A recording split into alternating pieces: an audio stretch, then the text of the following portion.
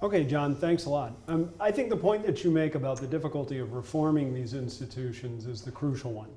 The institutions that we have for global governance right now are not representative. I don't think anybody would disagree with that statement.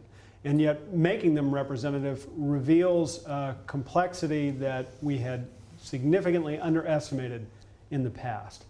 We can't get coalitions around how these institutions should be designed, and the major stakeholders in these institutions are unwilling to budge. Nobody's going to give up a permanent seat on the UN Security Council.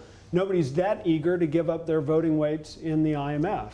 And absent that kind of willingness to see your situation in the world diminished, we're not going to be able to increase the legitimacy of these institutions, and they're not going to work very well.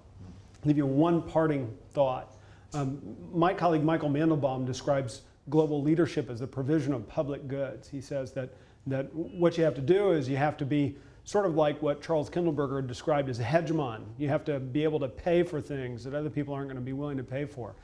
Nobody is going to put up the money or the effort or the resources for these public goods unless we reform these institutions. And so as these institutions become increasingly dysfunctional, we're actually losing the public goods that we require, the coordination, the willingness to participate in order to make the world work. Final example, the Doha development talks. They've been going on for, what, 10 years now? And the likelihood that they're going to be finished anytime in our lifetime is diminishing by the moment.